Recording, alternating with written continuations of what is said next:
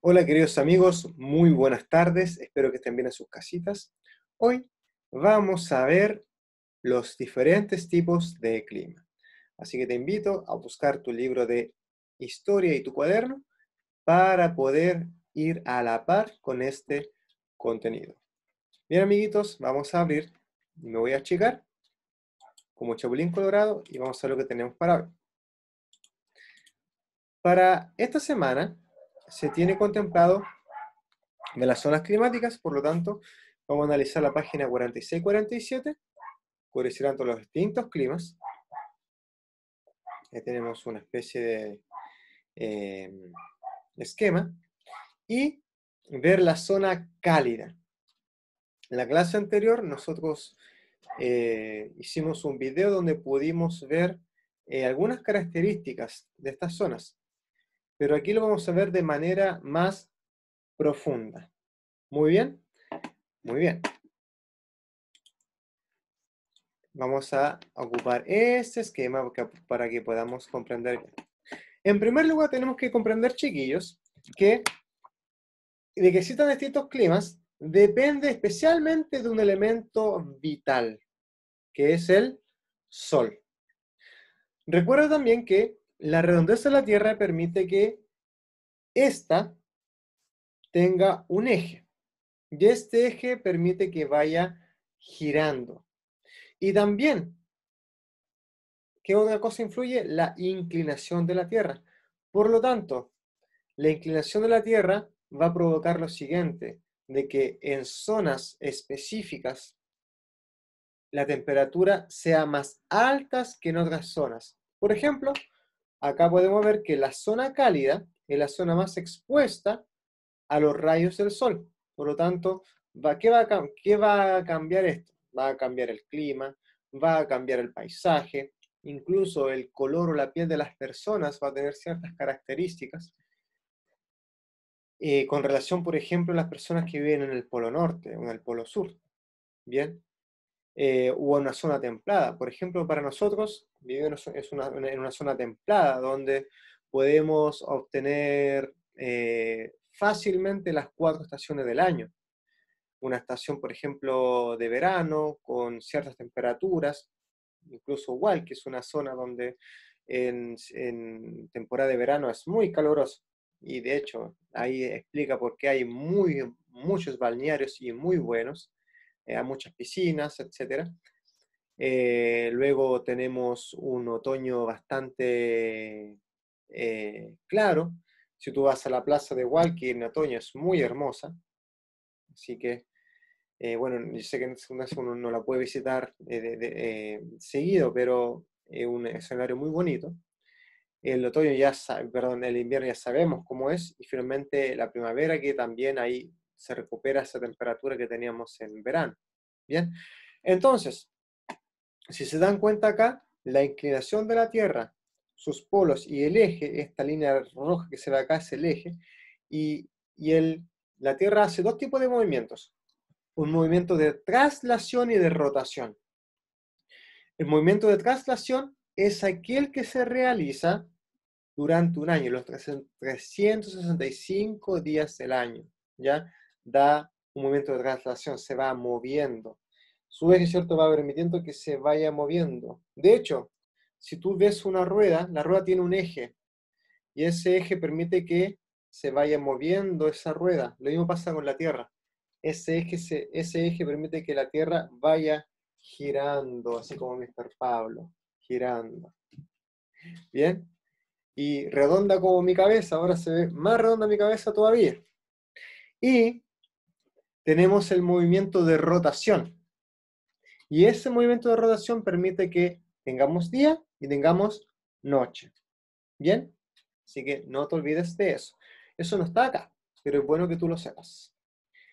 Sigamos entonces. Bueno, aquí mencionar, ¿cierto? Tenemos los polos norte, las zonas templadas de la parte sur, la zona templada de la parte, perdón, la zona templada de la parte norte, aquí la del sur, y acá, ¿cierto? Esta zona cálida o tropical, que justamente coincide, por ejemplo, la parte del Ecuador, la parte del Caribe, por eso que la gente va mucho al Caribe a tomar solcito, África, una zona que es una zona cálida. Y tenemos las zonas templadas, por ejemplo, el clima acá de Sudamérica, Chile, acá Concepción, y la parte de Europa, Estados Unidos, muy parecida, etc. Dice acá, en el esquema anterior marca con rojo la línea del Ecuador, con verde los trópicos y con azul los círculos polares. Escribe el nombre de la línea de referencia. O sea, ¿dónde se hace actividad? ¿Esa actividad dónde se hace? Acá. Entonces tú tienes que marcar acá la línea del Ecuador, los trópicos con verde y los celestes con los círculos polares. ¿Bien? Dice, teniendo en cuenta las líneas de referencia, pinta con rojo la zona cálida, con verde la zona templada y azul las zonas frías. Recordando, ¿cierto? ¿Cuál es la parte de la zona cálida? ¿Cuál es la parte de las zonas templadas? ¿Y cuál es la parte de las zonas frías? Y el cursor, ¿cierto? Te está dando las pistas. Bien, dice también, completa las oraciones sobre cada una de las zonas climáticas. Dicen, existen dos zonas. ¿Cuáles serán esas zonas? Se caracterizan por estar en los extremos de la Tierra. Entonces, ¿cuáles serán esas zonas que están en los extremos? ¿Cierto? Estas dos zonas polares. Entonces, existen dos zonas polares. Se caracterizan por estar en los extremos de la Tierra, entre los círculos polares y los... En ellas los rayos solares llegan en forma muy, por lo que tienen temperaturas bajas durante el año.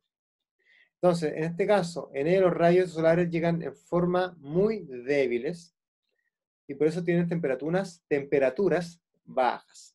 ¿Sí? ¿Qué más tenemos? Existen dos zonas. Estas se encuentran entre los círculos polares y los... En ellas los rayos solares llegan en forma semi-inclinada. Por lo tanto, en estas zonas las temperaturas son moderadas, ¿cierto? Entonces aquí nos estaría refiriendo a las partes templadas. ¿Bien? Partes templadas. Ah, y otra cosa. Dice, está acá. ¿Cierto? Los círculos polares y las zonas cálidas. En ellos los rayos solares llegan en forma semi-inclinada, por lo tanto, en estas zonas las temperaturas son moderadas.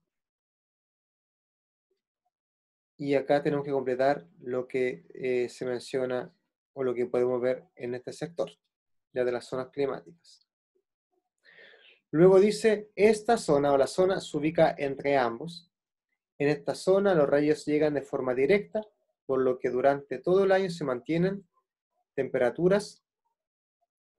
Entonces, como pista, acá tenemos las zonas polares, zonas templadas y zona cálida. Entonces hay que fijarse, ¿cierto?, cómo son las temperaturas. Aquí yo te ayudé en la primera. Por ejemplo, en esta ya vimos que son bajas.